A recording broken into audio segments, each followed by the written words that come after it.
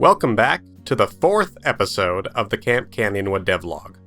I'm Nick Lives, one of 3 primary developers working on Camp Canyonwood, a cute and spooky life sim about running your own summer camp. As always, throw us a wish list if that sounds intriguing to you. With that, let's get started.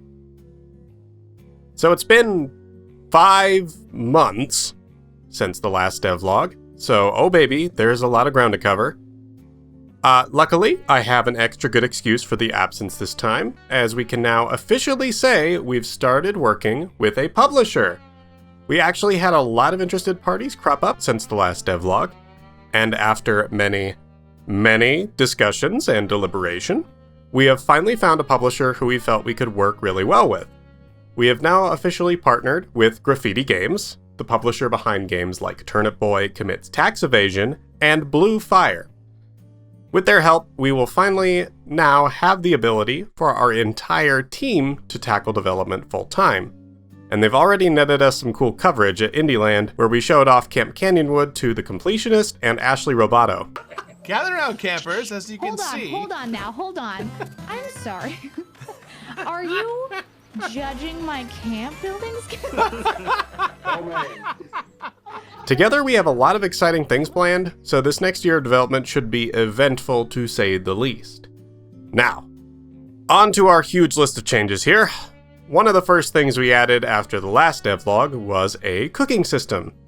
It's simple, but you can now throw any cookable items such as fish and birdseed onto grills by interacting with their inventories, and they'll spit out cooked versions of the food automatically. Cooked food restores more energy, and eventually this will likely play into helping the player automate campers' eating habits.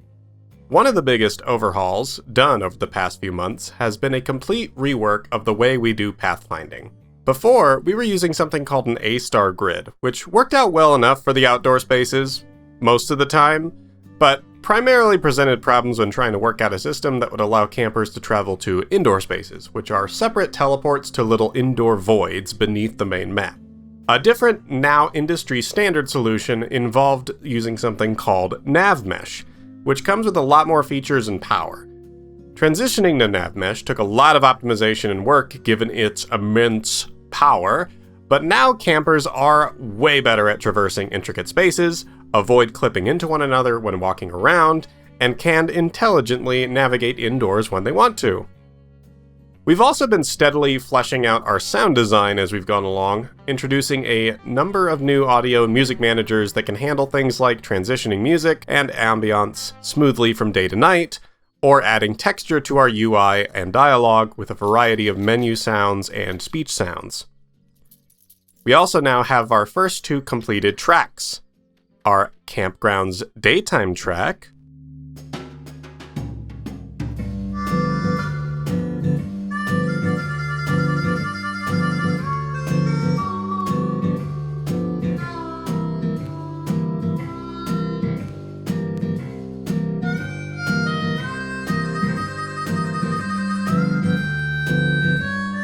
and our night track.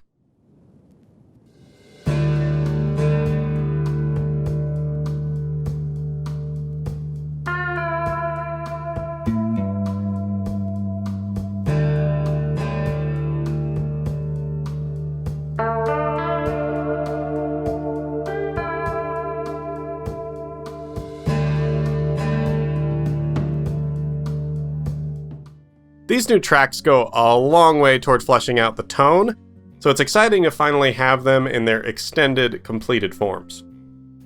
One thing to note about our game thus far is that the map has been more pretty than it's been functional for some time.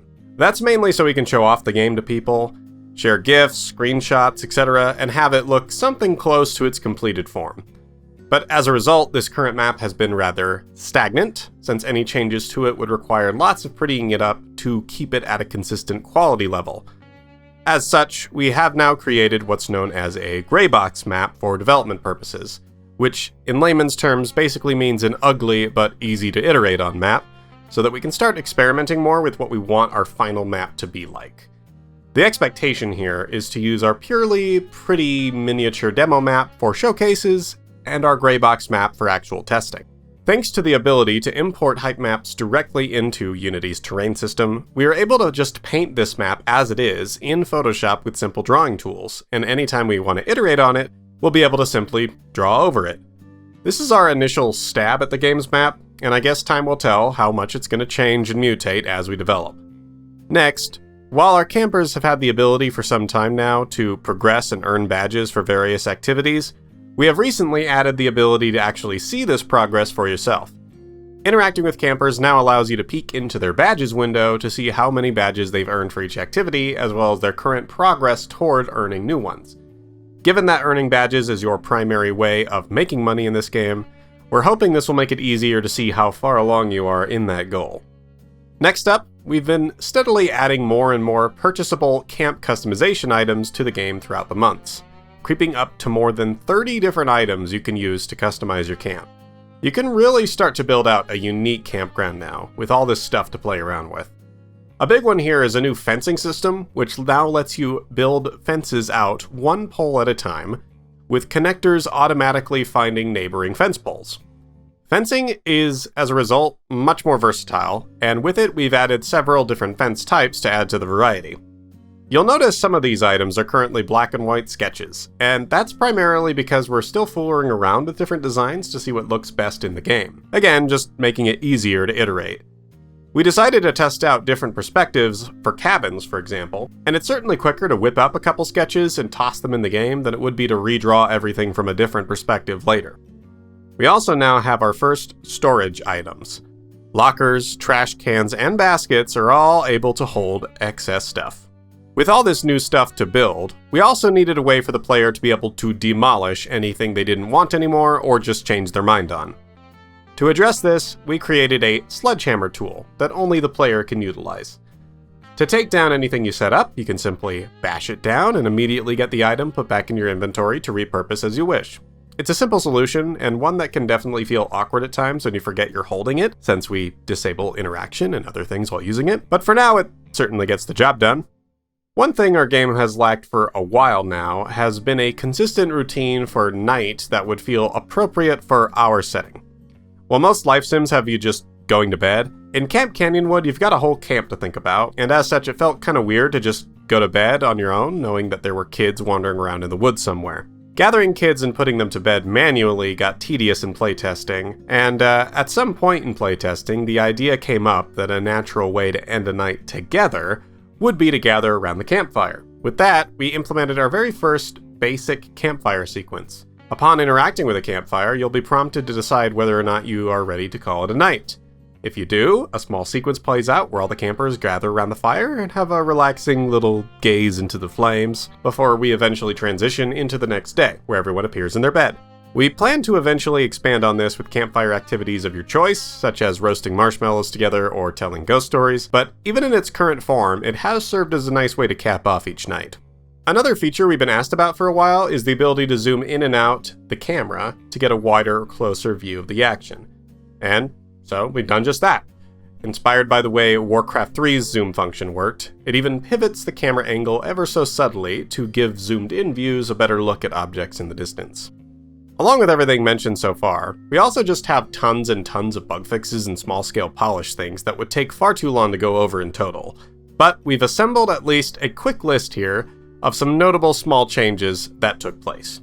First up is the loading and saving screen, which right now is just a quick fade into black, simply to cover up the deletion and creation of objects behind the scenes. We also added this cute little loading icon, which goes a long way toward making this feel like a real, genuine video game. Along those lines, we have also added a days remaining ticker at the end of each day, both to remind the player of how many days of camp they have left in the season, as well as to put a little fire under their feet to make each day count. It was also handy in letting players know that their date is progressing, especially in cases where they passed out from energy loss, which would frequently cause confusion. At some point, we also finally added a drop item function to allow playtesters to drop items to make room for others. Since the toolbar represents all of your current inventory at the moment, this happened frequently. While we were at it, the need arose for your inventory to be able to detect when it was full, so that when you picked up items you didn't have room to carry, they wouldn't just disappear into the ether. Now, when your inventory tries to add a new item and it realizes it's full, it will pop up this helpful message and drop the item onto the floor. Until now, we have just spawned campers instantly at a specific spot at the beginning of each new summer. But now that our tutorial has you picking them up from a bus that drops them off, we have integrated automatic bus drop-offs for each new summer. This will happen with or without you present at the bus stop, however, so for all the player knows, it's still happening instantaneously. Yeah. You might remember how our old summer end screen looked from past devlogs. This just very basic looking screen that just displays how much money you earned that summer. Well, now it's the same basic little screen, but with a panning overview of your camp displayed behind. Fancy. This is also what our main menu looks like now. By the way, we have a main menu. When playtesting our tutorial, we noticed that different players would take different amounts of time to see it through, with some players even losing all their energy or getting attacked by bears at night while trying to complete it. To address this, we added some logic that will lock off the in-game clock and the player's energy mechanics until the tutorial is finished. Now players can take all the time they need to get their bearings before we throw bears at them. Another thing that came up in playtesting was confusion over what the player was picking up, accidentally picking something up, or wanting to know more about what was just picked up. One partial solution for this problem we implemented was adding this visual pickup log that lets you know immediately the name of any item that gets added to your inventory, along with how many got added. As you can tell, playtesting drives a lot of these minor features. Along those lines, we've also recently improved our interact prompts. In the past, we decided to display prompts for interaction near the bottom of the screen, but it turns out people aren't looking at the bottom of the screen all that often, so instead we now display prompts immediately above whatever it is you're trying to interact with. Not only are the prompts more immediately obvious to players now, but this also helps with figuring out what precisely you're going to interact with, since we are now able to display the name of the interactable above the prompt, so the information you get, in general, is much more useful now.